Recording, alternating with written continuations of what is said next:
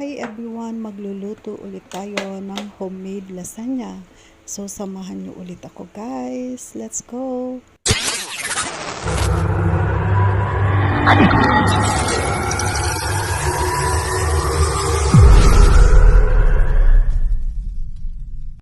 Welcome back to my channel again guys. Welcome to my cooking vlog. Itong minced beef natin, season natin ng salt at saka black pepper guys. At syempre, mix well. At mag-iinit na tayo ng ating kawali with butter. I-melt natin. Syempre, ilagay na natin ang ating minced onion, ang ating sibuyas. Saute hanggang lalabas ang fragrant niya, mag-golden brown. Simple lang na pagluluto nito guys. Pwede ring i-bake sa kawali ito guys kung wala kayong oven. Oo.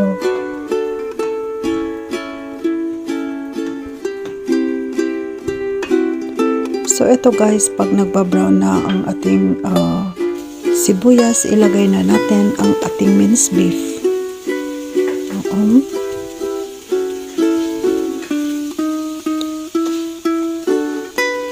Gagawa tayo ng beef and cheesy lasagna. It's a homemade guys. Madali lang itong lutuin.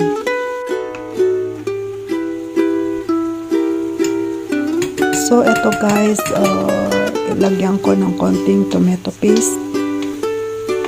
Ito yung tomato paste natin. Ihahalo natin sa minced beef.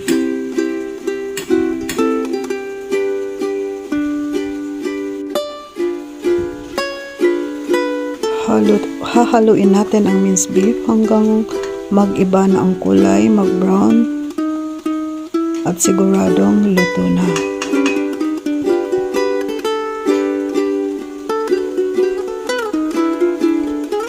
So ito guys, ilagay na natin ang lasagna o paste natin, tomato lasagna sauce.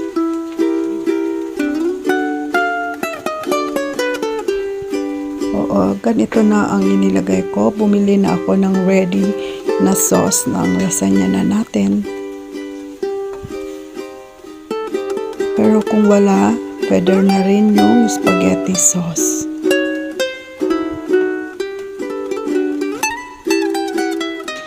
Para-paraan lang din guys, para makakain ng masarap pag ikaw ay natatakam.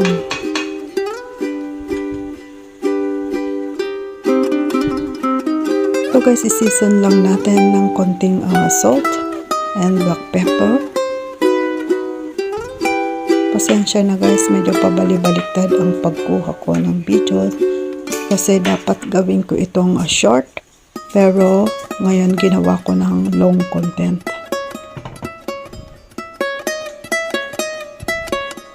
So gawa naman tayo ng bechamel sauce, yung white sauce natin.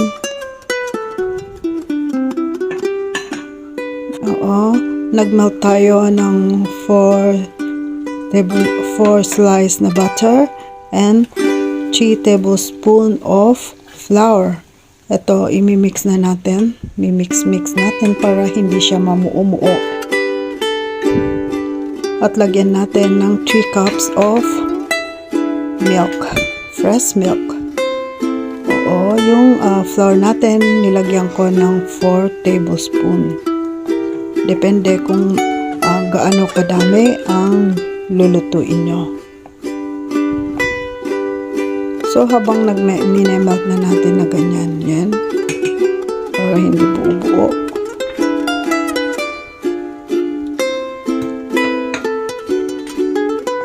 Dinadagdagan ko pa guys. Kasi tinatansya ko yung aking sauce na gagawin.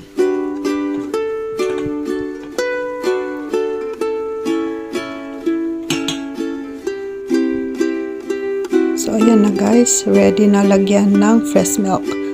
So, nilagyan ko siya ng 3 cups of fresh milk. Yan, hahaluin ulit natin. In slow fire. low fire.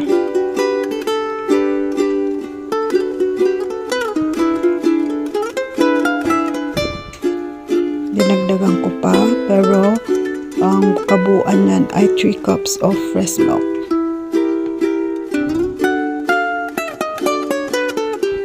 So ito na guys, naging okay na siya. Ayan. Nilagyan ko ng pinch of nutmeg guys.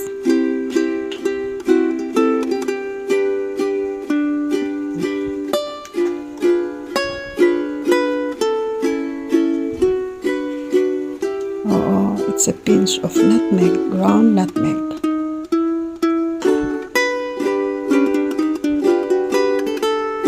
Siyempre, hahaluin din ulit natin. At ready na ang ating white sauce, ang ating bechamel sauce. Ayan guys, ready na tayong mag-prepare sa ating bake pan. Oo, nilagyan ko ng oil, butter ang ating pan para hindi didikit. So, lagyan mo muna natin ng sauce.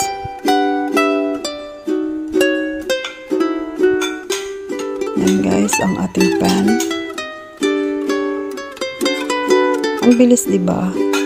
This is the easy way and fastest way na pag-bake ng lasagna. Ito na yung sheet natin.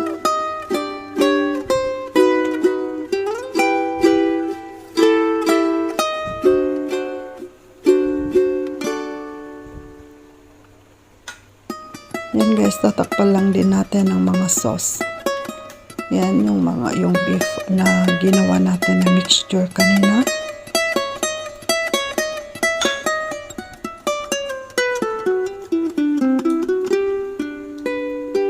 Simple lang guys, napakadali. Step by step na ganyan, may masarap na lasagna na kayo. Kasi ito guys, kung wala kayong oven, pwede ring steam sa ating kawali. Gawin lang ng 40 minutes. Masarap na din. Promise, ginawa ko na yan nung wala pa kaming oven. So yan, nilagyan na natin ng white sauce din sa top niya.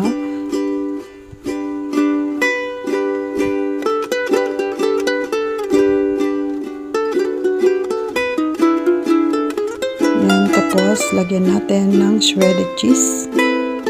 Oo. Step by step lang na ganyan guys. Ulit-ulitin hanggang maging 4 layers na siya.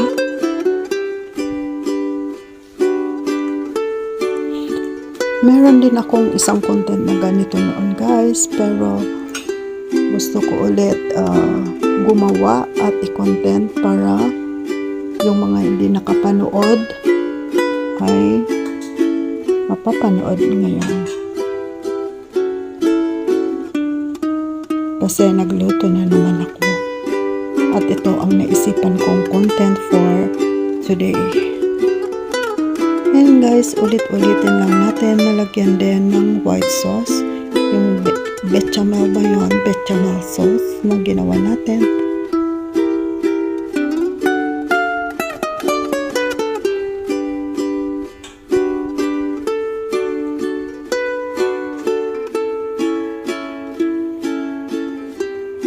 Yan, lagyan din natin ng ating shredded cheese again. Ulit-ulitin lang ito guys.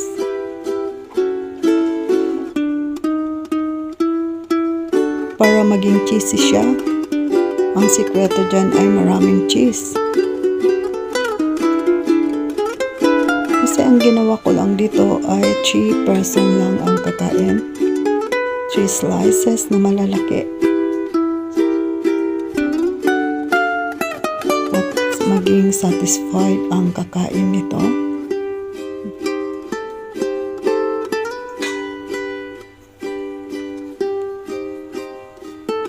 Hindi man ako yung kagalingan na magluluto, pero masaya akong i-share sa inyo guys ang aking mga recipe.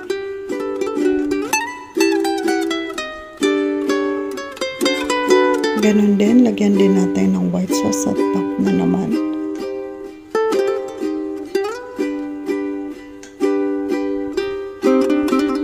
At take note guys, pwede rin natin steam sa ating kawali pag wala tayong oven. About 40 to 45 minutes na i-steam nyo, meron na rin kayong masarap na lasagna.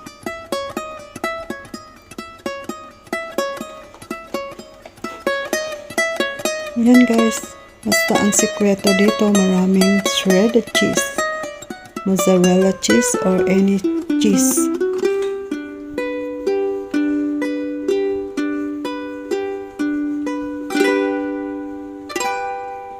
Yan guys, kasi marami akong nagawang tomato sauce kanina, lahat mamaya mauubos yan para maibuhos lahat.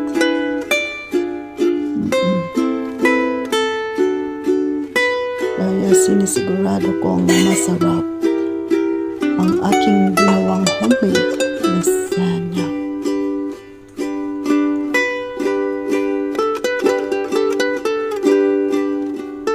Yan na yung pinakalas na sa taas.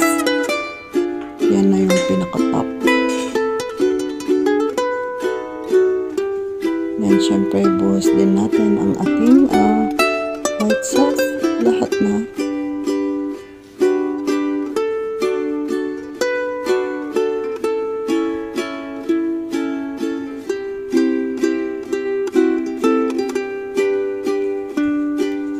My homemade beefy and cheesy lasagna guys. Yan guys. Yan, nilagay ko din lahat ng shredded cheese natin natitira. So, ang ginamit kong cheese ay 1 pack na shredded cheese. So, ito na guys, ready na for the oven. Oo. Ayan guys, andyan na sa oven natin. Ginawa ko munang 20 minutes. At ito na guys, ready na ang ating lasagna. Ready for eating. Ready to serve. Ito, napakalambot and very cheesy sa inside. Sana guys, nagustuhan nyo ang shinare kong video.